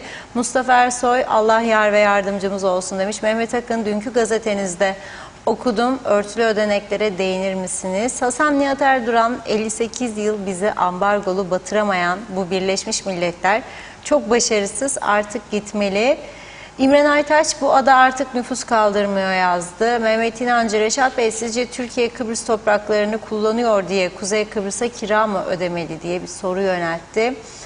Hasan Kasapoğlu, Kuzey Kıbrıs'ı yönettiğini iddia edenler bu protokolleri okuduktan sonra mı imzalarlar diyor, yoksa okumadan mı imzalarlar? Altına imza koyduğu bir protokolü tekrar tartışmaya açmak ne kadar gülünçtür. Telgrafın telleri. Sevgi Şahgümüş, hoş bulduk Sevgi Hanım. Her gün izliyoruz, iyi ki varsınız, yüreğinize sağlık demiş, kolay gelsin. Güner Kadir, yüreğine sağlık Reşat Bey. Nazime Nalbant, dünkü kazaya çok üzüldük. Emekli Fatma Taş Hanım hayatını kaybetti 69 yaşında. İhtiyacı olmasaydı diyor pazar günü işe gider miydi? Bu pahalılık yüzünden hayatını kaybetti. Allah rahmet eylesin. Ailesine bizler de sabırlar diliyoruz. Evet, birlik beraberlik olsun demiş mesajın sonunda da. Mehmet İnancı, cambazdan beter bu siyasilerimiz. Laf cambazı, adam kayırma cambazı, yolsuzluk cambazı, vurgun cambazları diyor. Ülkeyi sirke döndürdüler. Ve demiş ki bir diğer mesajında da film koptu Sayın Akar. Hasan Nihat Erduran, bakıyorum, 1878'de kiraladı. İngiliz kira sözleşmesini bozdu. El koydu, sömürge yaptı. 2 odasına da el koydu. Aman ha diyor, kiralarken dikkatli olun, Türkiye gibi böyle uğraşır durursunuz demedi demeyin. Statüko bu maalesef. 58 yıldır devlet işgali sürer. Ganimete konan maksimalistler rahat Birleşmiş Milletler'e ninni okur. Uyumayan var mı içimizde acaba demiş. Belgin Rıfat, Reşat Bey, büyük şirketlerin %70'i doğru dürüst vergi vermez. Hatta hiç vermeyenler de var. Kuaförler, güzellik merkezleri, spor salonları, benzinciler, büyük süpermarketler, sigorta şirketleri, küçük restoranlar, meyhaneler gerekli vergiyi ödüyorlar mı diyor. Ayrıca peki sandviççiler kaç olmuş? Bir sandviç kahveci, hele de Arasta bölgesindeki kahve satıcıları, onlar da vergi veriyor mu acaba diyor. Ali Rıza Kavas, kolay gelsin, yayınlar diledi. Mehmet İnancı, yolsuzluklara göz yumanlar da suçludur Reşat Bey. Suçu olanlar yargı önüne çıkartılmalı. Nazime Nalbant, Reşat Bey, ağzına yüreğine sağlık, çok doğru söylüyorsun. Herkes eğer yüksek geliri varsa tabii vergisini ödeyecek. Bakın Kıbrıs'ın durumlarına, neden bu kadar çok geldi? Eğer vergileri ödeseydiler daha iyi yerlerde olacaktı. Doğruyu söyleyince de beğenmezler. Hasan Nihat Erduran, İngiltere'den tavsiye yapanlara kulak verin. Onlar Avrupa'yı düşünürler. Keşke gelip buraları kurtarsalar da rahat etsek. Kraliçeyi vergileriyle zengin ettiler zaten. Kolay gelsin demiş. Betül Peyravi'nin de mesajı var ama inanın çözemedim mesajınızı. Mehmet İnancı, elçilikler kapatılırsa ülke zenginleşir. Bir de kara Mercedesleri satarlarsa refah düzeyi yükselir ülkede. Hasan Nihat Erduran, bütçeye bakın, resmi hizmet araçları kime ait bulun, gümrüklenmemiş, bırakılmış bir araç olabilir. Gaye Gök, hizmet araçları böyle son model olmaya devam ettikçe biz acaba bu ülkede neyi nasıl düzeltmekten söz edebiliriz? Ki var mı bir duyan, gören, yıllardır umurlarında değildi. Bu saatten sonra da saltanattan asla vazgeçmezler diyor. Belgin Rıfat demiş ki Jaguar'a benzin de dayanmaz diyor. Bari ekonomik bir araba seçselerdi. Aytaç Çağlaş, Almanya'da bakanlar, vekiller bisikletle, toplu taşıma araçlarıyla işe gider gelir. Bizimkiler Jaguar'la. Ne de olsa biz zengin ülkeyiz. Doğalgaz bile çıkıyor ülkede, daha ne? Mustafa Ersoy, Allah iyiliğini versin, güldürdün bizi demiş. Doğan Falyalı, 5-10 bin lira versek bize de satmazlar mı o arabadan? Belgin Rıfat, Kıbrıs'taki satıcısından talep edin Reşat Bey. Hem nerede görüldü, gümrükte kalan arabalar toplu halde halka açık satışa sunulur. Devletin el koyması diye bir şey olamaz. Hem bir adam eğer Jaguar aldıysa gümrüğünü de hesaplar, emin olun. Evet, Tülay Önal, en basit hesap diyor. Aylık 3 bin lirayla nasıl geçinilebilir? Reşat Bey, siz söyleyin lütfen. Evet, Mustafa Hacı Ahmetoğlu, devletin ne yazık ki kendisi piyango demiş. Evet, Derin Ökçelen iyi yayınlar diliyor. Fikret İpekçioğlu, vereceklerini de sanmıyorum, işlerine gelmez ki yazdı. Ali Hasan, Reşat Bey, Mercedeslerden vazgeçmezler çünkü diyor, kime şov yapacaklar olmazsa. Hasan Nihat Erduran, karayollarında ek mesai yok, müteahhit 7/24 işler ama gelen personel de kaçar ek mesaili dairelere. Biz gümrük satmadan iş makinesi araçlarını başka dairelerin eskilerine alır toplar kullanırdık. Şimdi personel de kalmadı, müteahhitler de çalışır, üzücü. Yücel Barbaros, Türkiye Milli Piyangosu özelleşti ama güven sarsıldığı için diyor. Satışları %50 azaldı. Türkiye haberlerinden şahsen dinlemiş. Tamam, bir dakika burada bir cevap vereyim, unutuyorum sana. Evet. Ben ne dedim biraz önce? Güvenilir bir şirket olursa dedim, kat kat artar dedim. Güvenilir bir yönetime verilirse kat kat artar dedim. Şu anki durum, ben Türkiye ile falan da kıyaslamıyorum. Şu anki duruma bakıyorum, devlet bu işi yapamıyor, görüyorum. Yani yaptığını iddia eden varsa bana desin ki şunu yaptı, yapamıyor. Siyasi atamalarla olan hiçbir şey bu ülkede yürümedi. Kooperatif Merkez Bankası yığınla alacağı var, toplayamıyor. Kooperatife bağlı bütün ekonomik kuruluşlar iflas etmiş. Toprak ürünleri devletin iflas etmiş, anormal borçta ama kimse düşünmüyor. Bizim paralarımızı yediler. Bizim paralarımızı bankadan vatandaşların mevduatlarını verdiler oraya. Batmış Kıbrıs Türk Havaları battı. Tamam, mevduatlar nerede? Orada. Kim verecek bunu? Yarın bir çözüm falan olursa o zaman bilmiyorum. Kim verecek bilmiyorum. Düşünmek bile istemiyorum ben. Devam edelim. İlk devam ediyoruz. Vedat Özkan, herkese iyi akşamlar. Reşat Bey, kısaca yekürküm ye meselesi. Bunun faturası ileride çıkar. Halk öder, ülke böyle batar. Bülent Küçük, siz düşünün ki bir bakan kendi yeğenini, oğlunu devlete kadrolu memur olarak alabiliyor. Bu ülkede çok eskilerden beri hak etmeyenleri iş güç sahibi yaptılar. İş isteyenler gerçek insanlara ekmek, katık dahi vermediler. Bu ülkenin bütçesi ve gücü bellidir. Eğer bol paranız varsa çevreyi temizleyin. Küçük sahipsiz sokak çocuklarına kıyafet ve yiyecek alın, süt alın, okul harçlığı verin. Bu ülkede kimsenin babasının malı değil. Ya insan gibi adam olmaya çalışın, emek verin ya da kendi evinize gidin ve torun bakın demiş.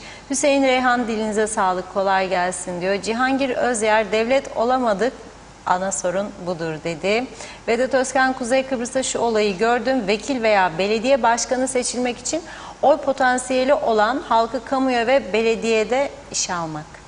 Mehmet Akın, vatandaşlık konusuna bir parmak basın Reşat Bey demiş. Belgin Rıfat, tarım sigortasıyla çiftçiler ve hayvancıların gözünü boyadılar. Peki asgari ücretle geçineni düşünen var mı? Alım gücü her gün düşüyor. Kiralar TL olarak kiralık bulmak çok zor ve imkansız gibi bir şey. Asgari ücret alan biri nasıl kira ödesin, neyle geçinsin? Asgari ücretin arttırma zamanı gelmedi mi demiş. Selçuk Özenli, Rum mallarını tutanların %70'ini, Türkiye %30'unu tutanlar ödeyecekti. Ne oldu acaba? Mustafa Gürsoy, Reşat Bey, şehit çocuklarına bir arsa verildi ama arsa verilmeyen kim kaldı ki? Türkiye'den gelenlere verildi. Köyde evlenmek isteyen gençlere araziler verildi. Araplara tanıdıkları araziler verildi. Yani varsa çocuklarına da bir arsa verilsin artık demiş. Abey Hüseyin, Kıbrıs sorunu çözülmeden hiçbir sorun çözülmez. Gerisi hep hikaye. Serkan Erol, gazetede okudum. Başbakanın açıkladığı gençlere yönelik konut ve iş kurma faizsiz olarak çalışmalar yapacağını yazdı gazete. Şunu bilmek istiyorum, bir vatandaş olarak 40 senedir aybaşı geldiğinde memuru nasıl ödeyeceğiz bir zihniyet varken tek dertleri memuru ödemek, müdür, müsteşar, müşavir atamak, ödemek nasıl olacak da gençlere olanak sağlayacaklar? Düşündürücü ve olumsuz bakıyorum diye de eklemiş. Son bir iki mesaj var. Yunus Gildir iyi yayınlar diledi. Kerim Akgün, tüp yok evde, yemek yok diyor. Son Nazime Nalbant, teşekkür ederim. Sağlıklı, mutlu, iyi akşamlar dilemiş. Biz de sizleri çok seviyoruz. Evet, devam edeceğiz. Evet Reşat Bey, buyurun. Evet, bir fotoğraf geliyor ekrana. Ben diyor bu fotoğrafındaki şahıs Brunei değil diyor ama Mur Menekşe Sultanıyım diyor. Her türlü mali katkıya hazırım diyor KKTC'ye. Şimdi gelecek ekrana, bakınız bakınız. Aynı padişah gibidir ama arkadaş. Padişah gibi. Yalnız ben ilk gördüğümde dedim acaba Brunei Sultanı bu mu diye. Yok dedi. Yazdım sen Brunei Sultanı mı dedim. İngilizce yazdım tabi. O da Türkçe yazdı. Yok dedi. Ben dedi Mor Menekşe Sultanıyım dedi. Hüseyin Olgunay dedi.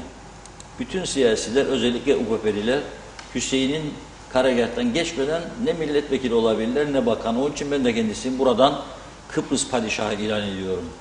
Şimdi bugün için bir başka şarkı ayarlamıştık. Güzel bir konuya geçeceğim. Zannetmeyin ki bitti, bitmedi. Çok önemli bir konu vardır. Ve çok ciddi bir uyarıyla gelecek o konu. Ama bir yerli sanatçımız az önce gönderdi.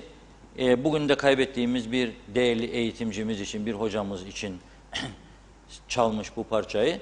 Onu sizlere dinlettirmek istiyorum.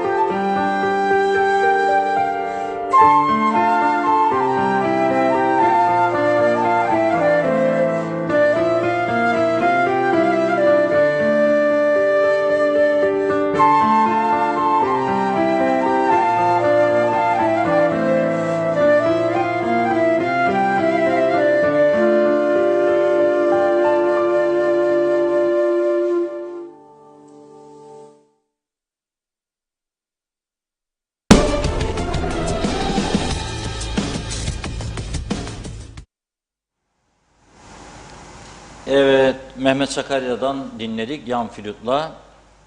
Dün kaybetmiştik, bugün defnedildi. Allah rahmet eylesin. Ailesine de başsağlığı, sabırlar diliyoruz. Hasan Yükselen hocamız Kıbrıs'ın yetiştirdiği değerli eğitimcilerdendi.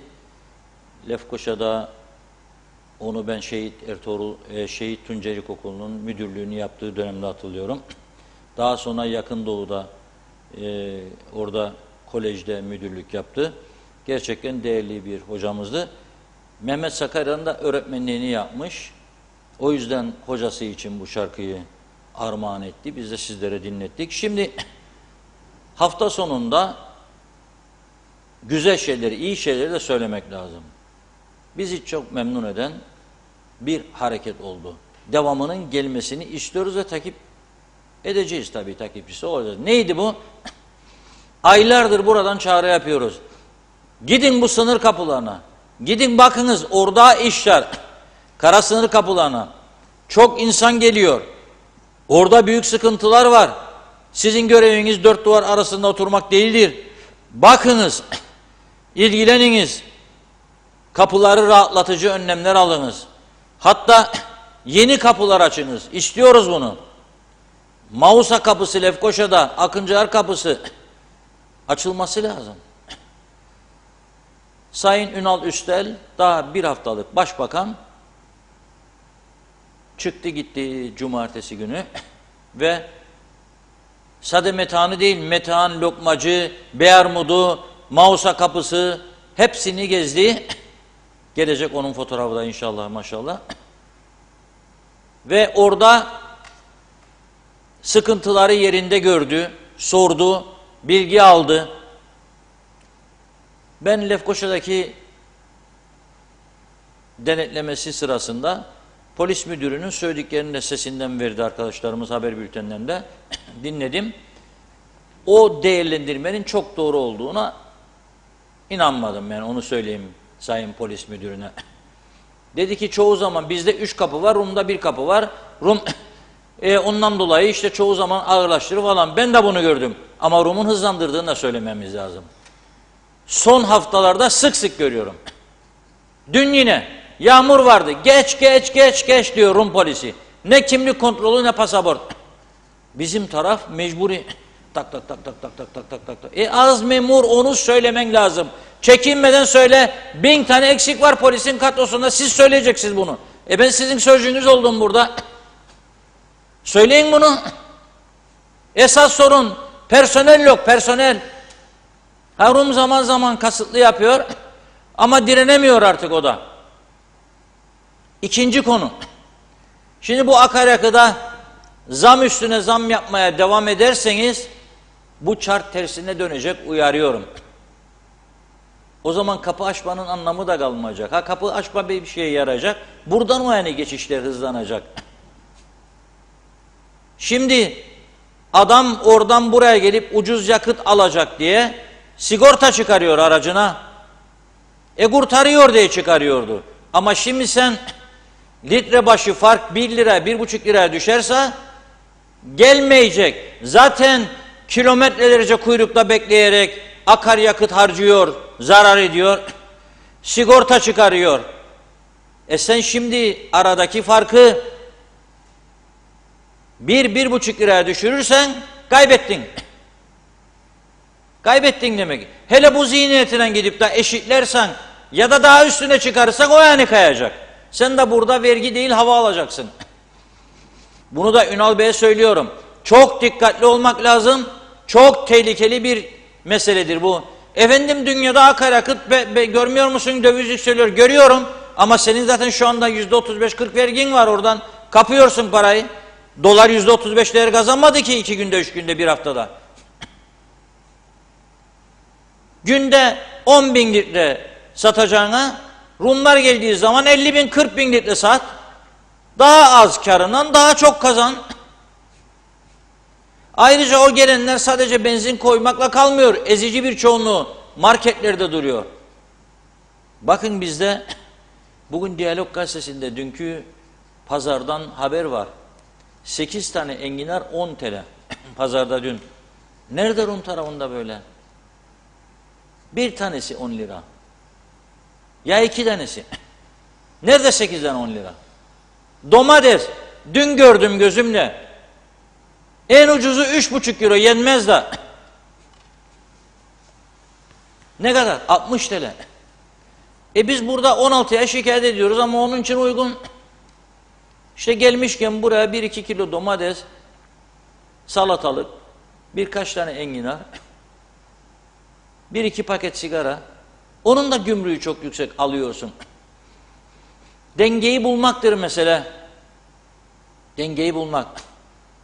Ekonomi Bakanlığı'nda 2 memuru sadece bu işte görevlendirirsiniz. Araştırmasını yapar ve devamlı sizi aydınlatır ama doğru karar alırsınız. Bunun dışına çıkarsanız, eğer keyfi yani kuzeyde yaşayanları ben bindireyim de mecburdur alsın derseniz, her bindirdiğinizde gelişler azalacak. Bunu da bu arada söylemek istedim. Ünal Bey'in kapıları ziyareti, sorunları yerinde görmesi, genişletilmesi konusunda adım atacağını söylemesi yerinde karardır, yerindedir, doğrudur ve kendisini tebrik ediyorum bunu yaptığı için. Bizim uyarılarımızı dinledi, dikkate aldı ve gitti. Ama kapıları iyileştireceğim derken akaryakıda gümbür gümbür zamlar gelirse bir de bizim halkımız yanacak, çıkamıyor içinden insanlar. O zaman üretim de çok bağlı olacak. Çiftçi ne yapıyor? Traktör kullanıyor. Neyle? Yakıtla. Mazotla. Kuyudan su çekiyor. Elektrikle. O yüzden akaryakıtla dengeyi bulmak son derece önemlidir. Efendim dünyada bizde daha ucuz. Kaç para alırız? Onu da söyle bakayım. 6.000 TL'dir asgari ücret. Ya o yüzden dengeyi bulmak son derece önemlidir. Evet Tunla Hanım. Son 1-2 mesaj var. Onları aktarayım, noktalayalım o zaman yavaş yavaş. Evet, o gün Zeybekoğlu şu ana kadar çok kötü idare edildik. Bundan sonra umarım herkes kendisine çeki düzen verir. İyi yayınlar dilemiş. Mehmet Akın teşekkür ediyorum. Evet. Bakın Hasan Nihat Erduran Drama Köprüsü Allah rahmet eylesin. Hasan Yükselen hocama üzgünüm dedi. Mehmet İnancı da mekanı cennet olsun yazdı. Ercan Mehmet Gürkanlar da Allah rahmet eylesin diyor. Hasan Nihat Erduran Alayköy'de rahmetli annemle çalıştılar. Yükselen Astürel, Söğüde Hanım, Mehmet Bey ve eşi Ayhan Bey. Nilüfer Canova. Çok doğru tespit yaptınız Reşat Bey. Bizim insanlarımız zaten depoyu dolduramıyor. Rum tarafından gelen her araç depoyu fulluyor. Akaryakıta zam yapmak kısa günün kârıdır dedi. Hasan Nihat Erduran, devlet tüccar değildir. Eğitim, sağlık, güvenlik, yargı ve vergiyle uğraşır. Mehmet İnancı bravo Sayın Üster'e. Denetimsiz bir şey olmaz Sayın Akarde'de. Son mesaj Emre Coşkun'dan okuyalım. Bugün hayvancılar eylem yapacaktı. Ne oldu diye soruyor. Evet, çok teşekkür ediyoruz mesajlarınız için. Buyurun Reşat Bey. Evet, şimdi son dakika bir fotoğraf geldi ama bunu vermezsem olmayacak. Rejiye gönderdim şimdi. Enteresan bir durum. Gönderen izleyicimize teşekkür ediyorum. Şimdi ekrana gelecek bu fotoğraf.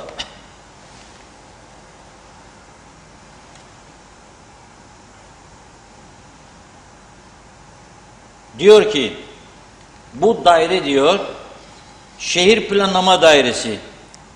Pislik içinde diyor, otlar diyor, her tarafı sarmış.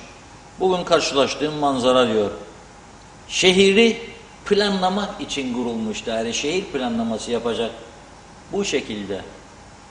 Bir tane sağlam devlet kuruluşu göstersinler bana. 1-2 tane iş yapan daire vardır. Onlar da kendileri bilir. Onlarda da gittikçe verimlilik azalıyor gördüğüm. Ama bu yazık ya.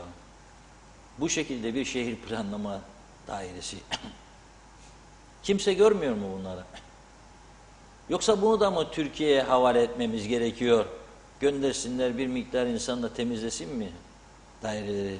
O zaman irademizde oynanmış falan olmuyor mu? Ne oluyor o zaman? Ya piknik alanını yayınladık dün. Gazetede arkadaşlarımız gitti röportajlar attılar. Dün çektiler, bugün yayınladık. Aman Allah'ım, gidenler de şikayetçi. Ama kirledenler de bizler. Gidenler kirlediyor, kaçıyor, sonra başka giden diyor, olur mu ya böyle piknik alanı diyor. Senden önce giden senin gibi vatandaş olanlar kirlediyor. Ne yapacak bu işi? Bu bir kültür meselesi oldu artık. Dolayısıyla birilerinin ilgilenmesi lazım diye düşünüyorum. Ve bizi izleyen herkese çok teşekkür ediyorum. Yarın inşallah maşallah söz veriyorum. Daha erken başlamaya çalışacağız. Çünkü bayağı azar işittik bugün izleyicilerden. Ben diyor 4.30'da oturuyorum televizyon karşısına. 20 dakika sizi bekliyorum diyor. Hazır ol da. Doğru. Ama bazen ufak tefek sorunlar oluyor. Bir de bazı teyit etmemiz gereken bilgiler var. Bekliyorsun. Son dakika bilgiye ulaşabiliyorsun. Yanlış yapmamak için. Ama kendimizi toparlayacağız. Daha erken, daha vakitli başlamaya çalışacağız. Evet. Biz de size teşekkür ederek programımızı burada noktalıyoruz. Yeniden görüşünceye dek hoşça kalın.